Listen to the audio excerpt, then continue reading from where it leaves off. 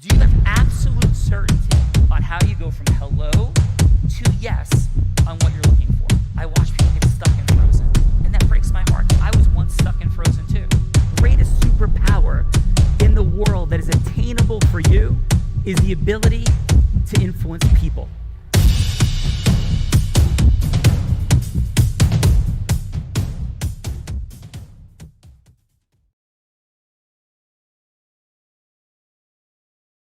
Everyone for being here, the place where heart-centered influence come together to demonstrate that influence is a superpower. And we have some amazing folks here today, as we have Sean and Bella, who are typicals and locals on The Real Raw, currently in the air, but it's never about a Real Raw when we're sharing Vivian's energy. So Vivian, who do we got here today? What's happening? What say you?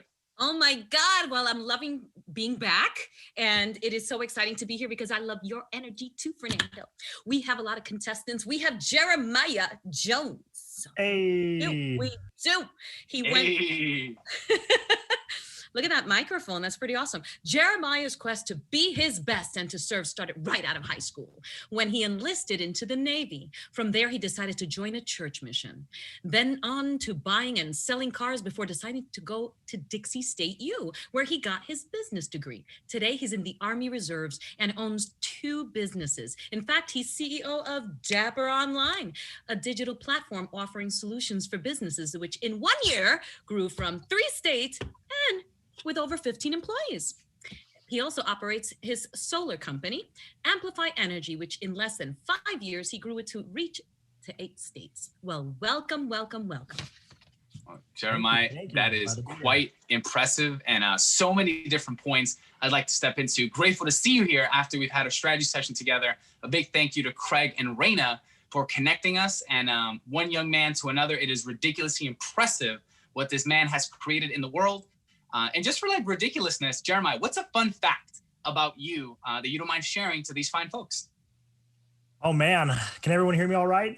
We can hear you. Gotcha. Excellent.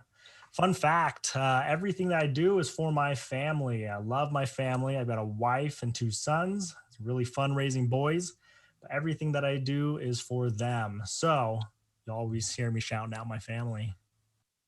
Well, brother, you are going to connect with Mr. Illustrious Joe Hagan, Michelle Lee, and some of these fine folks, as they are quite the family members as well. Some of them have like football teams as families, and or basketball teams. I think that's a little less, but my sports knowledge shows in these moments. But Jeremiah, happy to have you here. Vivian, back to you. Who else we got? We have Mark Daffner in the house.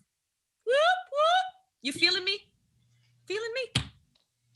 He's debating whether he wants to feel you or not. He's debating. Owner, managing partner. Good to see you again. Nice to see you. He is the owner and managing partner at Daffner and Associates. Mark is not just any criminal defense attorney. He's a Pennsylvania super lawyer, a top 5% in Pennsylvania, a top 100 trial lawyer, national trial lawyers, that is. And yes, a top 1% nationwide. So welcome, Mark. Thanks. Mark is the real deal. So Mark, how are you, sir? You got a lot of very important documents behind you, way more than I have, and I'm sure you have way more letters in front of your name than I do. But what is a fun fact about you, sir, that you care to share to these fine folks? Oh, well, a new fun fact. See, I'm running out of fun facts. They ask me for the same thing every time. But I guess a fun fact of the day will be that it looks like I will be a candidate for judge in court in Allegheny County here this year coming up. Primaries in May. Wow. Well, that is quite remarkable. I remember our conversation, and you were still figuring things out of where you were going to lie back then, and it brings me great joy to hear that, as I know that's a big dream of yours for quite some time. Congratulations on that, sir. That is quite a big deal. That is so cool. I'm so excited. Well, I'm wearing like a little collar, so I'm feeling very judgy right now. Nice. We have Michelle Etchebarren in the house. Woo! Founder and hello. Hi, darling. You are founder and CEO of Attorneys in Motion, aka the Uber of lawyers and their court appearances. Not only did you create this company from limited resources, but you did so as a single mom of 4. And you grew the business to be a nationwide company with over 7,500 lawyers. And now you offer freelance lawyer work so lawyers can run leaner and more productive law firms. So welcome, Michelle. Absolutely ridiculous. Every time I hear that identity, I'm like, I can't believe I get to hang out with Michelle. She's like freaking amazing. So you have a lot of fun facts, but let's switch up the question. What would you say is one unexpected experience and or aha moment you've had so far through the journey with Unblinded? Unexpected. That's easy. Okay.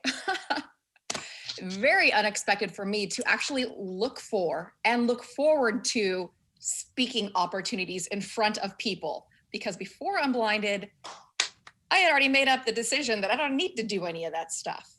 And now I'm like reaching for it. Like, give me a stage, give me a microphone, give me people to talk to. Not only reaching for it, you are mother effing crushing it. And for Joe and Rick, that was a nice prime as Michelle got the new question, but now you know what the question's gonna be. So over to you, Vivian. Ooh, we have Rick Starr. He operates a movie theater and so happy to not be home right now because he has a lot of kiddos at home, but he's also a serial entrepreneur and started working at the age of 13, and he hasn't stopped working and creating and disrupting everything he touches. In 2020, he has created 7 new companies and lives happily in Florida with his wife and his 3 youngies. Welcome. Hi. Thanks, Vivian. Rick Starr, I have heard rumors of your awesomeness, but I have not had the pleasure to experience them. So super grateful to be sharing this with you, and not to make this about me, but we both started our entrepreneurial journey at the same time at 13 years old. So what would you say is a fun fact about Mr. Rick Starr? All right, so let's see. I have a very large tattoo on my shoulder. Ooh. And it is of R2-D2 driving the Batmobile. No, it's not. It sure is. Sean would have loved that one, man. He would have loved that. And brother, R2-D2 driving the Batmobile. Yeah, that How is do we see this? unique. And for someone being, No. I think Michelle just asked you to take your shirt off, man. But we will leave that here. This is the real raw, but not there yet. Fernando, we got do it. you have any tattoos? Actually, the Fernando? Batmobile. Do you have any tattoos, Fernando? I do. I have 9. Really? What? I do. Yeah. And that's its own conversation for the future. So, brother, someone who's like crushing like you are, it's like I think I heard 7 companies in like a week or something. I'm slightly exaggerating. Why is someone like you, who's absolutely crushing it, hanging out with people like Joe and Fernando here at Unblinded? Like, what made you, kind of say yes to jumping into this world? Man, you all have taught me so much in the short time that I've been part of Unblinded. It has been unbelievable. Not to mention the fact that everybody is just so warm and so helpful and so understanding, and just if you open up 7 companies in a year, you need help. And a lot of times you don't know who to ask for help. And we have just a community of unreal people that are all here to help, and all are connected to other amazing people, whether inside of Unblinded or outside of Unblinded. And they always put you in the right place. And it's an absolutely amazing ecosystem for building out exactly what I love to do. And that's make businesses that impact lives and make people happy. Well, brother, thank you. We are just as honored to be co-creating and sharing and supporting humanity with a superhero like yourself. And literally superhero, because you do have R2-D2 and Batman tattooed on your shoulder. I think your tattoos are cooler than mine, and I will be telling Sean this fun fact. But Vivian, we got one more judge. What say you? Oh my God, I still want to know what you were doing at 13. What were you selling as an entrepreneur? Car parts. Oh, very cool. Car parts. Yeah. Awesome. From car parts to movie theaters. Love it. So cool. So Joe Hagan, AKA the dinosaur, who was formerly known as a stockbroker on Wall Street for over 20 years, who in the last 10 years has been an investor on alternative strategies unrelated to the stock market. And he's a dad of a tribe of 5. Welcome, Joe Hagan. Hold on. Joe Hagan has to be the best looking dinosaur I've ever seen. This is news to me, so I don't want to take your thunder, but where did this come from? And what say you, Mr. Hagan?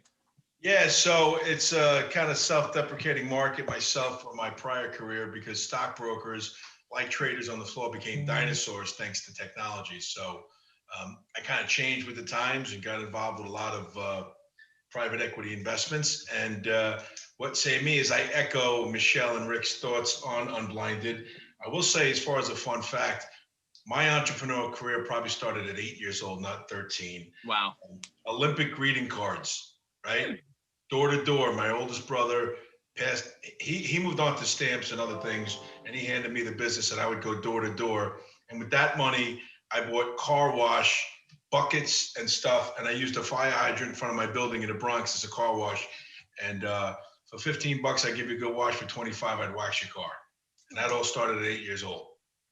Boo boo. Freaking amazing. And I know you as the illustrious Joe Hagan. I will not be calling you the dinosaur unless you strictly illustrious, because that's what I see you as. You are just a beautiful leader, an amazing father is what I've really began to see in you, in your commitment. Someone, you know, who is self-deprecating to call himself a dinosaur, yet be so open-minded and so open-hearted to shifting just as light years about who you really are in the world. So thank you, Joe Hagan. Back to you, Vivian. And we are waiting for everybody else. I think we're good, right? All right, that's that moment when Vivian's like, Fernando, there's nothing else on the sheet. Can you please take the microphone back? So yes, gladly. I will gladly take the microphone back. First off, thank you. My name's Fernando. I'll be very quick. Let's jump into the experience. I'm privileged and humbled to be one of the youngest, actually, the co-founders of Unblinded with Sean Callaghy, Adam Gugino, and myself. I've had the privilege of running about 650 hour-long strategy sessions with some of the most interesting, predominant service leaders in service-based industries like lawyers, accountants, financial services, some Hall of Fame kickers, a world champion polo player in Australia, really understanding over the last 6 months what business development looks like, what business models are working, and how these kind of companies have innovated. So I'm excited to jump in to this amazing thing known as the Real Raw. A lot of you have a lot of experience here, but Jeremiah is new. So Jeremiah, usually at this point, we flip a finger, not a coin. There's no flipping of fingers. I just realized when I said that was weird. There'd be no flipping of fingers on the Real Raw, except if Bella's here. That's its own story, but we usually flip a metaphysical coin. So we were gonna give you the opportunity to choose, as Mark has a home field advantage. He's done this before. Would you like to go first on your round of role playing, or would you like to go second? We will let you choose. I'll go second. All right, so Jeremiah has decided to go second. So Mark, you know that means you're going first. Vivian, are you gonna be role playing for us? I have about half hour, so I can hang on for half hour. All right, all good. Joe Hagan, I'm gonna tag you in. So if you don't mind double duty, as in role player and judge, of course. So Mark, let's kick it to you. Who would you like Joe to be? And just to give Jeremiah the rules of engagement is you're gonna have a total of 6 minutes, 2 rounds of 3 minutes to go from hello to yes with the avatar you're looking for. And you get to choose. So you're gonna say, Joe, you're a this, this, and this. And the yes I'm looking for is a phone call. The yes I'm looking for is for you to buy my product. The yes I'm looking for is for you to invest in XYZ. So Jeremiah, you have an opportunity to now think, but Mark, we'll kick it to you. Who would you like Joe to be? Okay, I didn't realize I switched to contestant, but I'll be fine. Well, Joe, I think today we've got to pay homage to Vivian because her surname is the same as the last name of El Chapo. So we're going to make you a Colombian drug dealer coming to my office to hire me. We'll see how this just got so interesting so fast. So Joe, you are a Colombian drug cartel. He was a stockbroker. It's almost like the same thing. Oh my goodness. Oh my goodness. I have never been a Colombian drug lord, but I can't wait. This is as real raw as it goes. So you're not related to El Chapo, are you, Vivian?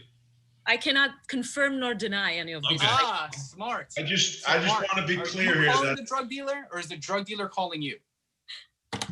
I just want to make it clear that I got my own set of neckties. I'm good on those. All right. All right. So the drug dealer would be calling me, wouldn't they? Yes. So I Mr. don't Drug Cartel. They usually find me.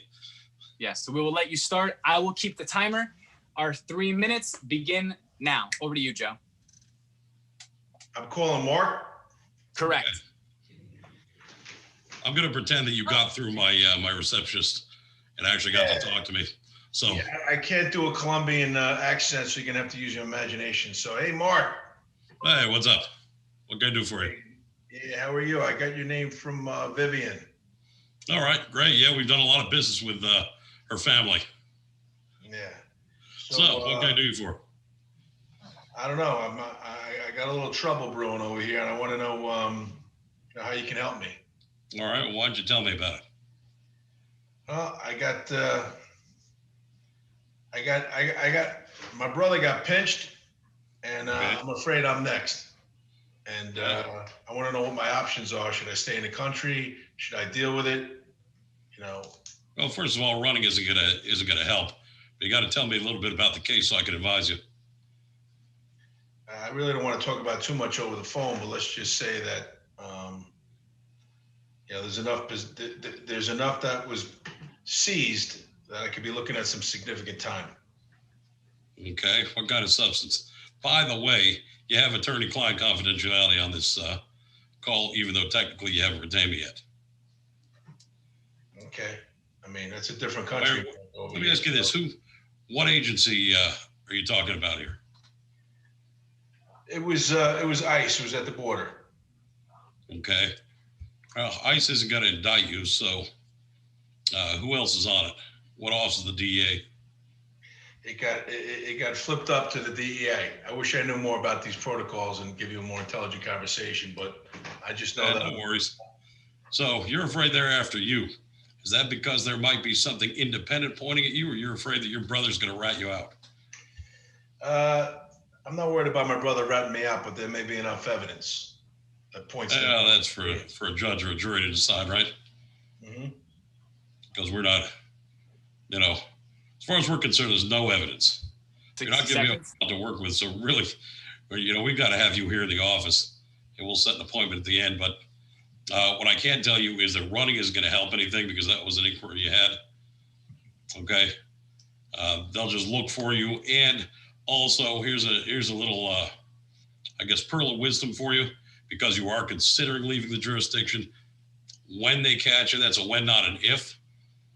At trial, there's a jury instruction called flight as an indicator of guilt. You want to avoid that.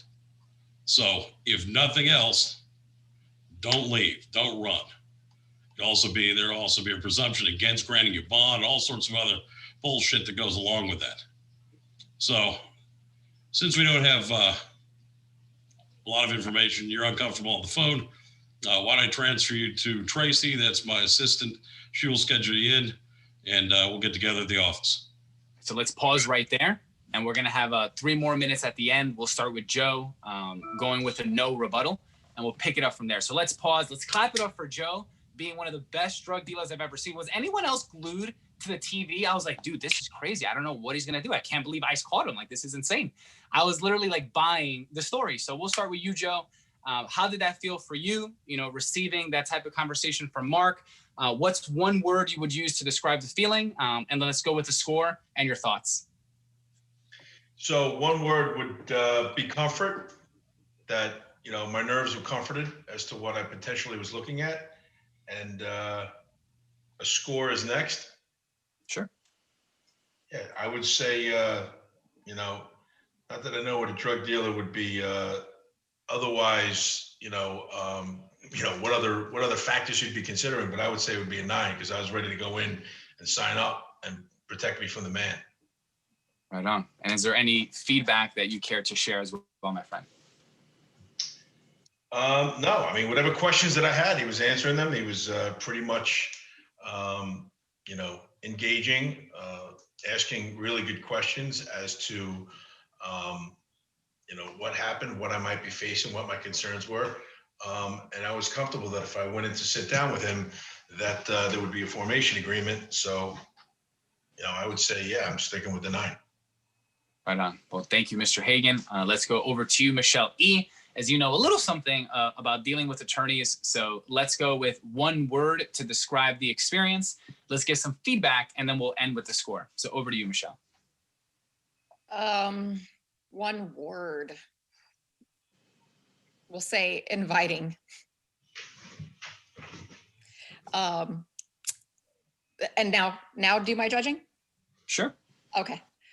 So, but first, I wanted details. I wanted to know what happened. Like, one of your guys got stuck at the border. Like, what drugs are you smuggling? What's really going on? I tried for you, Michelle, but he didn't want to discuss it at the time. I know. Where's the movie version? I think that's Ozark, right? My dad. I don't know if you guys seen it, but yeah, I think it's someone in like Joe's actual current position and drug cartel. I thought Mark did an amazing job. The matching and mirroring part of that, you kept up with the same energy as him and didn't take it to, like a level where you were happy or having fun with it or too loving with it. You just completely matched his energy and made him feel comfortable with that. Yeah, I mean, I have all good feedback. Just great job all around. Awesome. And 1 to 10, your score would be? I'm gonna give him a 9.3. I was trying to figure out like some part in there where maybe he could have opened up some listening a little bit better with the circumstances. I think he did as best as he could with Joe over here not wanting to give too much divulge too much information. I 100% agree. So we'll do 2 judges and we'll do another 2 to move us forward. But Mark, how did that feel for you on that first round? Well, how did it feel for me? It's sort of like how did the rest of my Monday feel? Right. I mean, I do this for a living. I have for 27 years. I've been a defense lawyer. Yes. So I'm used to those calls, and I'm also used to calls where, in fact, more often than not, clients will just let everything out during the initial phone call. I can understand where some of them say, "Oh, I don't want to talk on the phones, whatever else," but we do have that confidentiality there. And a client that doesn't want to talk about it, like Joe, for example, it makes it difficult to provide them something. I always try to, provide them some value, which is why I told him about the jury instruction off the bat. I mean, it's the only thing I have going for us is we've got a guy that may be in trouble that's thinking about running, so I might as well give him a little bit of value there. Because I can't say, if he said, "Oh, well, they went in there and, there was a confidential informant or a rat or something like that," I'd have questions about the warrant. I could tell him about that, tell him whether the search and the seizure was appropriate, at least a little preview. But he didn't want to talk, so the only thing left to do was get him in the door. Yeah. So listen, Mark, absolutely remarkable. My one word would be certain. Your certainty throughout that entire conversation was felt. Another one that I really want to anchor so we don't miss the magic for anyone was the question mastery. So tell me about it. What else? Who was there? Short, quick, move, short, quick, move. He was hitting them one after another.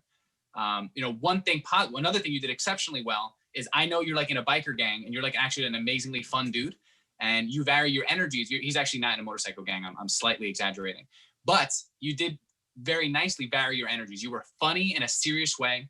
You moved through without avoidance. You knew your direction. A possible like area of maybe like slight tweaking is validating how Joe was feeling.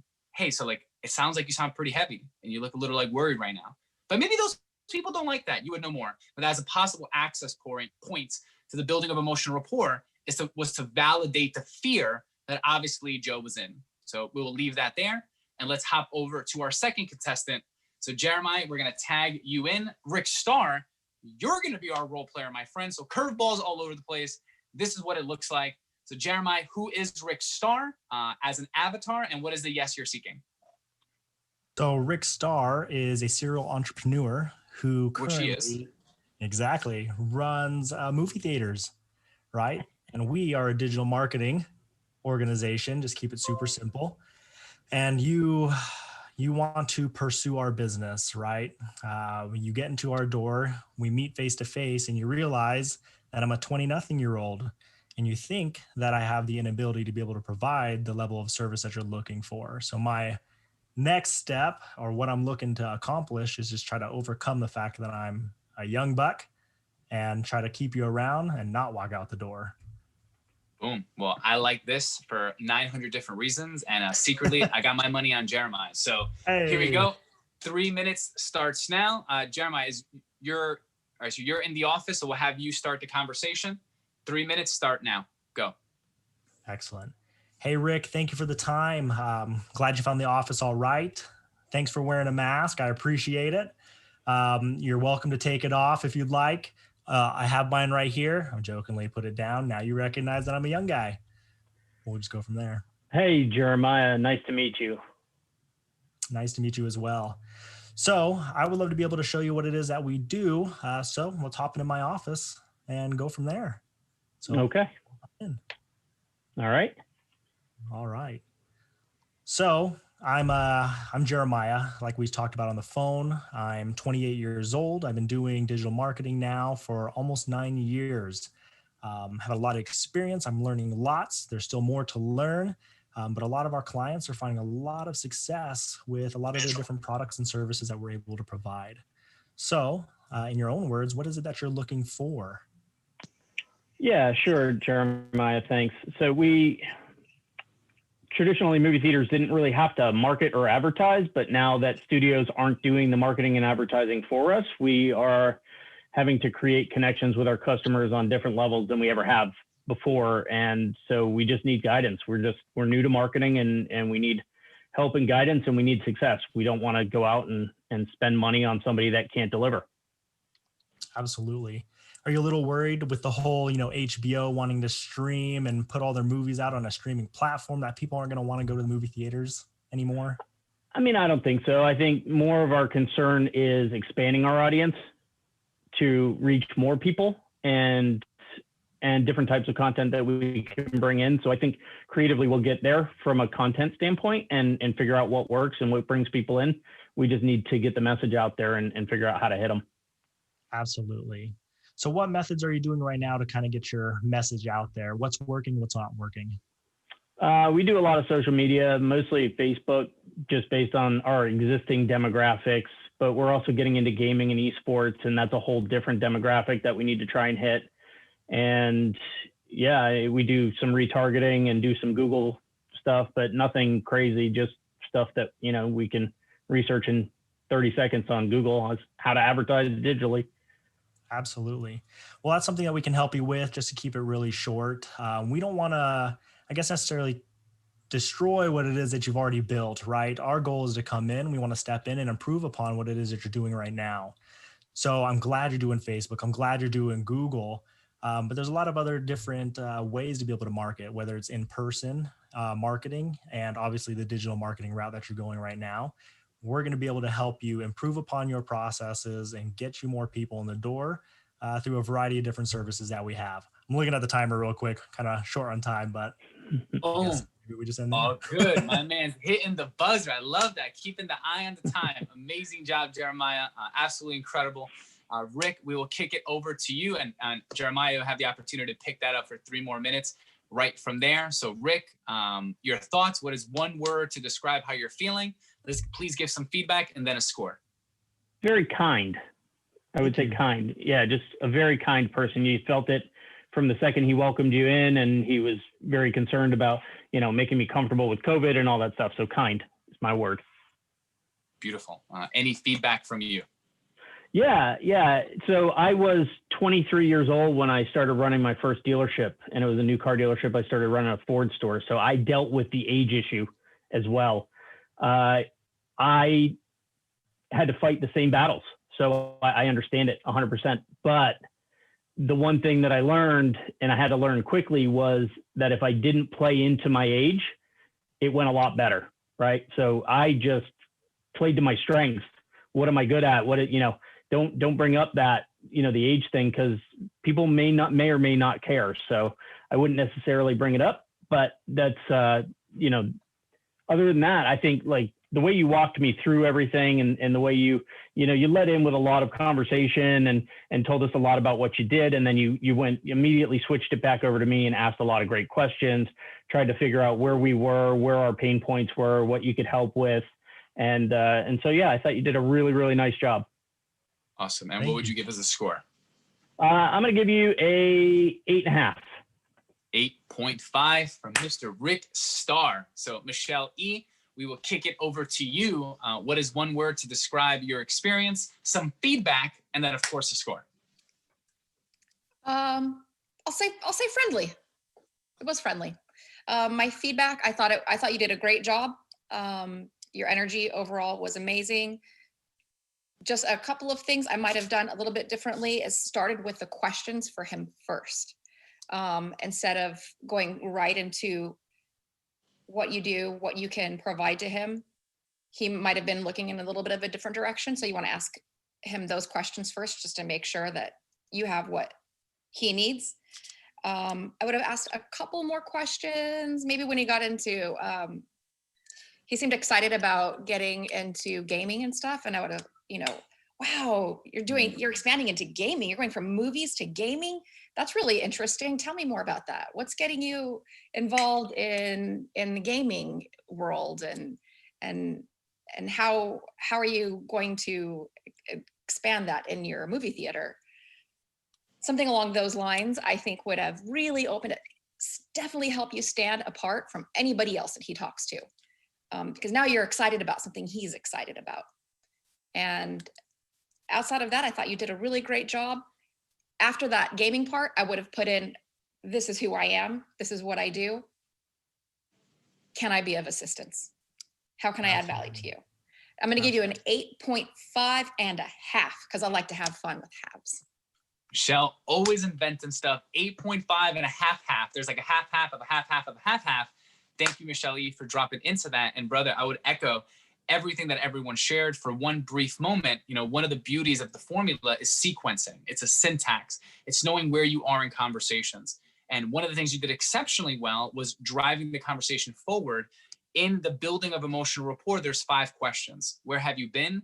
Where are you now? What's working? What's not working? No. Where have you been? Where are you now? Where are you going? What's working? What's not working? You jumped into what's working, what's not working. We skipped over where have you been? You touched on where are you now? And we didn't touch on where are you going? So on the sequencing of the questions, it would have been great to ask, like, why are you looking for marketing in the first place? And then if you can have it all your way, Rick, and you're doing like movie theaters and gaming, like why? What do you see that turning into? As Michelle so incredibly stated, would have been a nice acknowledgement to drop in. And I am not confused to Michelle E's listening, as that was a great access point. And obviously is something Rick Starr is really excited about. So Jeremiah, what say you on that? And then we'll kick it over to the next 3 minutes for our other contestant, Mark. No, this is phenomenal feedback. I'm taking notes, by the way, which is awesome. I'm glad to be able to be part of this and to be able to learn from you guys. I appreciate the feedback that you've given me. It's really tough in a 3-minute period. And I love these kind of role plays because I'm able to really dissect what it is, that I need to improve on. All of these notes, taking it with me. When he mentioned gaming, man, I personally wanted to be able to do that and touch up on that so bad. But I'm like, oh man, if this was an age thing, that would only make me feel younger. So, but you're absolutely right. And what Rick said was exactly right, especially like, hey, don't let age, let it be, right? Not a big deal. Running dealerships at a 23-year-old, and that's insane. And thank you, Michelle. Thank you for your feedback as well. I definitely need to do better listening. And I'm going to apply this. So I appreciate it. Heck yeah, you are. Well, Jeremiah, thank you for that. Let's continue back to Mark for your final round of 3 minutes. Joe, he was asking you to come into the office. You're going to say no for whatever reason you want to say no, and we'll figure out where we go from there. And timer starts now. Hey, Mark, how are you? Hey, what's up? So talk to me. They've got this, possession tied to my vehicle. I'm registered to the vehicle. There's a lot of detail that I'm hearing from the grapevine that I think, there may be a source, because I'm afraid this might be the first domino. Well, we're going to get all that stuff in discovery as your case progresses. But I mean, remember, they can tie you to your own vehicle. They can't tie your vehicle to only you. And there are a lot of people that could have been driving that car. They can't have surveillance on you 24/7, especially if you are less than the top dog here. If you're not the kingpin, they can't necessarily have all of the surveillance. What they may have and probably do are wiretaps. They probably have some video surveillance, and any informants that might have exposed you to liability, I'm not that concerned with, because typically informants, of course, are trying to get out of their own problem. So, without actually going over everything with you, I can't tell you how much trouble you're in. I can just tell you that you're in trouble. So that's why I said, come on down to the office. We'll go over this. I can pull the indictment. I can even call the U.S. attorney on it and see what their feelings are and where you sit in the indictment. Because it's another legal life hack there, is the closer to the top of the list of names in the indictment is the heavier of a player they think you are. That's kind of, I'd like to get a check-in on that, but, here's the real drop-in, Mark. Like, I might be better off, like, with the U.S. Attorney's Office, man, because you said it. Like, you want to know how close I am to the top dog. And the reality is, man, this may just make me just, expendable. Well, I'm not sure I understand you. You might be better off with the U.S. Attorney's Office. That's sort of like we get these guys charged with murder in here. They come in here and they will confess to the police. And they always say, I thought it would go better for me if I confessed. So that would be my question is, why do you think it's going to go better for you to talk to the prosecutor? Generally, if a prosecutor wants to talk to you, it's because they can't prosecute you without your own statement. Just another little pearl of wisdom out there.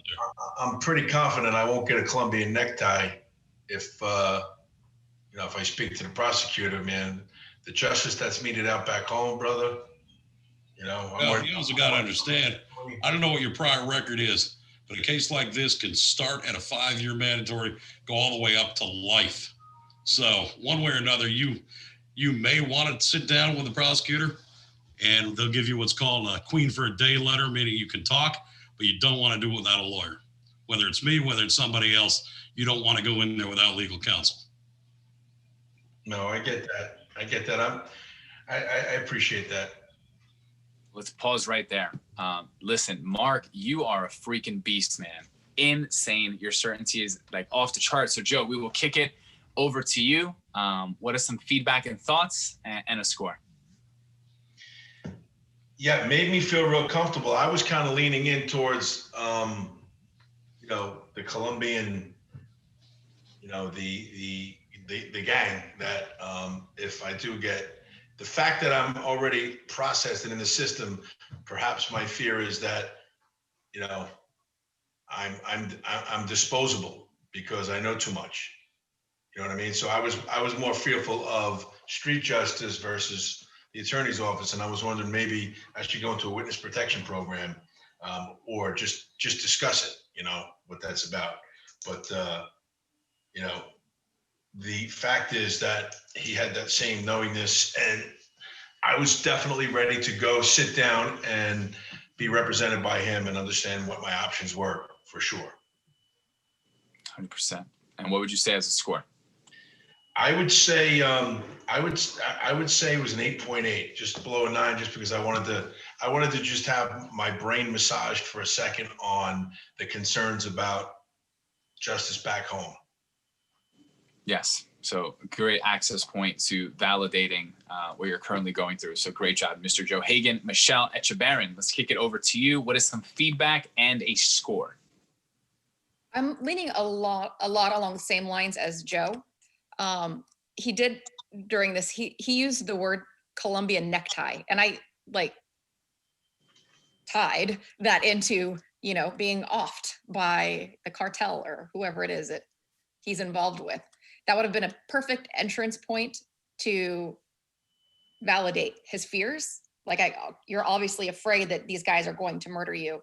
We can talk about ways of protecting you through that, but I need to get you into the office because we have to discuss the ways that we can protect you and really make him massage his brain and make him feel safer.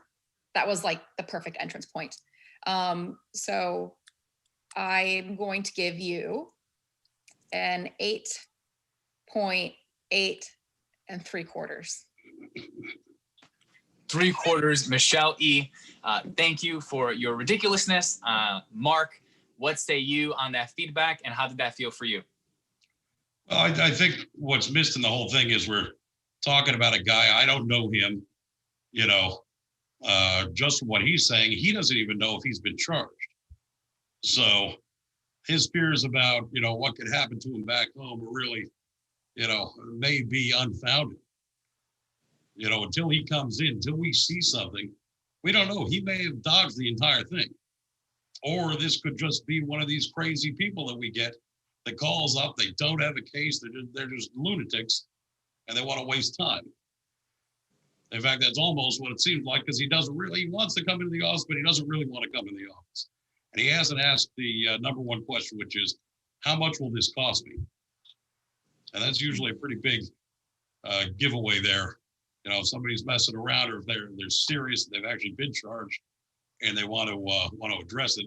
So that's why I didn't even bother saying, oh no, man, we can get you witness protection, because we don't know if he's indicted. You can't just put a guy into witness protection. Right now, he's a voice at the end of a phone, and and that's it.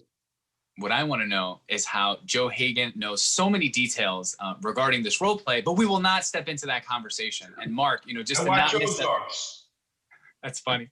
One of the things you did very beautifully is I want to honor, your silliness and contrast of if you did a murder, like, would you want to go talk to the prosecutor, and how you framed, like, you created very beautiful pain and yes. You pretty much said, listen, you're ridiculous if you do that. You're like shooting yourself in the foot. And you didn't say that, but you said that in a very beautiful way, which is anchoring on pain that Joe doesn't really understand. Once again, demonstrating your hierarchical primacy because of how much you know. I think the only thing to really add into here, because you're so smart and you know so much, that logically you made all those choices in your head. He hasn't asked for the money. He may not even have a case. Maybe he's just ridiculous. You know these things logically. That still there's an access point for the human emotional side of just validating the ridiculousness. But maybe you don't have to, because you don't need that type of business anyway. And you're looking to filtrate through. So simply, like, how do we get from an 8.8 or an 8.23567, whatever Michelle said, would be those decibels of the emotional validation acknowledgement side. Overall, just extraordinary job. You must be one incredible man. And obviously, we are not confused on why you're transitioning to the new position you're transitioning to. So amazing job, Mark. Jeremiah, we will go for you for your final round. You can pick it up where you left off. Vincent, you're doing an amazing job. Let's hit the timer. And 3, 2, 1, go. All right. So it sounds like you're touching up in the digital marketing space right now. You're accessing a lot of new tools, and you have a really good vision of what it is that you're trying to accomplish. You'd mentioned gaming just barely as a way to be able to market to individuals. Could you tell me a little bit more about that? Yeah, we see gaming as a gateway for a whole new customer base to come into our buildings, and gaming on the big screen is just unreal, right? It's such a crazy, exciting experience for the gamers when they come in. So we really love the demographic. We really love growing our audience. We love new technology and trying to bring in what's current to our locations to stay viable and to be interesting to our communities. We really love to serve our communities more than anything. Absolutely. That is a phenomenal way to be able to, especially get the younger generation into the movie theaters. I can remember back in the high school days, we actually have a family friend that owns a movie theater, and we would go in and have our own, friends night there. And we would play Super Nintendo on a big movie screen. And I will never forget that for the rest of my life. It had that big of an impact. And I can imagine that happening to everybody, whether you're young or even old, right? You've got, grandparents that want to be able to rent out a movie theater and all their grandkids and this and that, or a family event, or you name it. I can definitely see having lasting impact. We have actually had the opportunity to do some marketing in that regard, to host tournaments, right? Halo tournaments, Call of Duty tournaments, you name it. And we work with local organizations, local companies like Papa John's, pizza places, right? Domino's, you name it, to cater to those events, to really get their name out. So we cross brand together. They provide free pizzas, right? And you get your clients in through the free pizza method and then the event itself. So have you guys already tested that method, or is that just something you guys want to do? Well, we don't really like those types of partnerships because we have our own kitchen. So we make our own food, and we'd rather not bring in outside food. but we do like partnerships. We love community partnerships. So if you had something creative with other companies or any other thoughts, we'd be interested in that, but certainly not somebody that's competing. Absolutely. So you guys have a kitchen. What other, I guess, amenities are you guys able to provide at your specific theater outside of movies and a kitchen? Sure. I mean, depending on the age, we have a full bar. If it's kids, we obviously are not going to open the bar for them. But if it's, adults coming in and gaming later in the evenings, that's an amenity that we like to push. Absolutely. So maybe we utilize what you already have right there as kind of an incentive, or maybe just hey, if you win this tournament, you get a free, chicken strip basket or a free movie or a free drink for the adults, right? For whatever that specific thing is. Sorry, went over on time. It is all good. Thank you for your time integrity. So amazing work, Jeremiah. Rick Starr, let's kick it over to you. Some feedback, thoughts, and please a score. Yeah, I think, Jeremiah, you did good. I tried to hit you with a little bit of heat and a little bit of pushback, and I think you handled it really well. I think certainly, obviously, you stayed in your heart space where you're just coming across as kind and really wanting to help. And that's where you need to live. That's a great spot to come from. So yeah, I think you did a really nice job of working it back, and the time gets you because the time gets you, but it's, it was nice. I was definitely more interested in the second conversation, and you were speaking more to me about the things that were interesting to me. And I think that's exceedingly helpful. So I'll give you a 8.9 on that one. No additional numbers after that. That is only Michelle. So thank you, Rick Starr, for that. Michelle, speaking of Michelle, over to you. What say you? What is some feedback and a score for our man, Jeremiah? I'm going to go along with what Rick just said, echo much of what he said. You were speaking into what interests him. My feedback would be maybe vary your energy a little bit, just a little bit more. I could see how you were interested. It really showed that energy transference was alive. Maybe the tonality when you talked about the gaming, or the branding with partnering with your excitement and the impact that you're making with pizza. I don't know if you said Pizza Hut or just what pizza place it is that you said, I don't remember. And how that can impact the community. And you really spoke into his love for helping and serving his community. And that was great. I would have just put a little bit more tonality into it to show that excitement. I'm going to give you, I thought that was great. I love the way that you were speaking to him about him. You're speaking into him, basically. So I'm going to give you a 9 on that one.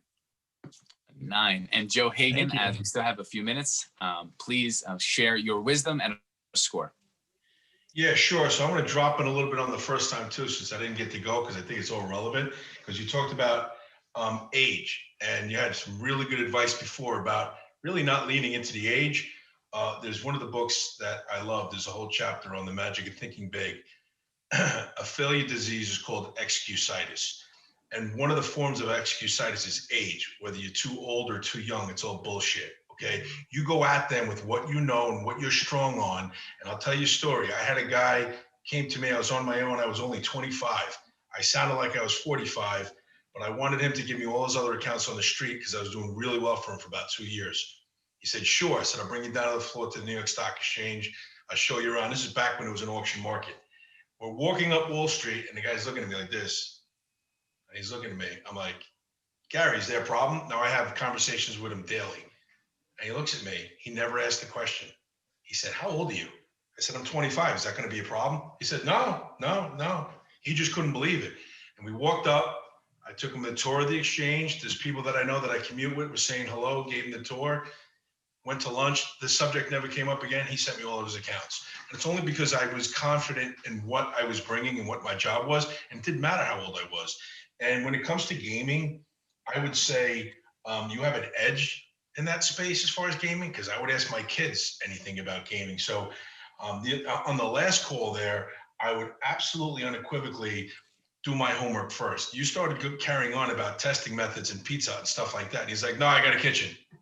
And that's a second bite at the apple with him. I would have just done a little bit of homework first, or at least posed the question first and say, hey, we love impacting the community. You know, what particular ways do you see? You know, ask him the question, and he probably would have given you some access to some answers. But very engaging, very good there. You just need what Michelle hit the nail on. You need a little more Zeus, and you'll bring it home. Yeah, amazing. Absolutely. Thank you, Joe. Thank you for tying all that in. So as we take us home here, Jeremiah, I echo everything everyone was saying, and I love the advice from Rick and Joe. Mine on age is slightly different, and if you haven't realized, we're both 20-something-year-olds. I'm 29, and what I've realized in support of, as I speak to people double, triple my age all the time, is I lean right into it. Hey, listen, I'm the youngest founder of Unblinded. Sean is 50, Adam's 42, and I'm 29. And I marry our identities, because why the heck would two people like that be hanging out with someone like me if I wasn't doing what I'm doing in the world? So I lean into it right away. I speak into the truth of it. So instead of letting them ponder through their mind, I just address it. I create the frame and I abolish it. Listen, other people that are your age already step into my world, and I combat that head on. One for you as a beautiful example of rapport break is one of the things we always say to everyone is never guess, never guess, never guess. And the way Sean says that is when people see like a Mets something on the wall, they're like, oh, hey, you must like the Mets. No, my ex-wife did. She divorced me and took all my money. Like, that's a freaking rapport break. And the rapport break was when you did the pizza thing. That's the power of building rapport and pain and yes first before conveying your identity, because what you were doing there in step 3 and conveying your identity of what you've done in the past, you thought it was in service of, it was in reverse order. And we did that because we were in step 3 before doing enough work in step 1 and 2. And that's an example of what they would feel like. Anyone on the call, including Rick, including you, in that moment was like, oh, damn, oh. And Rick was really nice about it. But it's one of those moments like, damn it, I just wish I would have had one more question before jumping into that. That's the power of building emotional rapport. So that takes us home for now. Judges, impeccable job, amazing work. Jeremiah, Mark, incredible. Mark, any final takeaways from today, from your experience on The Real Raw? I don't think so. It's fantastic as always. Right on. And Jeremiah, how about you, good sir? Some takeaways from today's experience. Holy moly, this was not what I was expecting, to say the least. This was one of the best things that's happened to me year to date. So I appreciate everyone's feedback. I literally wanted to implement everything you taught me from round 1 in the first 3 minutes into round 2. And I'm just surprised at how much I learned and was able to implement from just literally a few minutes with you guys. So thank you, everybody. And even Mark, that was phenomenal. Thank you, guys. Thanks, everybody. You as well. Yeah, and brother, that is what it feels like when there's a formula present. The formula is alive and well, whether you realize it or not. And what the formula has given people like Joe, Michelle, Rick, myself, Mark, is that it's given us language for what we already knew. So I don't claim to be anything more than a living example of mastering the game. That's all I've done. I'm not as experienced as Rick. I'm not as experienced as Mark. I don't have all the experience that Joe or Michelle have. But what I do have is a formula that I've risen in my mastery in exceptionally well. And I'm not confused on why Craig and Raina introduced us as they have seen their future in this work. And Craig's been doing sales for 30 years. They see their future in you, brother, and they see their future in you merging with us and all of us merging together. So for everyone, thank you for rocking out with us on a Mastering Monday. This is the Unblinded Real Raw. We hope you have an amazing time. Thank you for your participation here today. And we will see all you fine folks on the morning huddle. God bless. Bye-bye.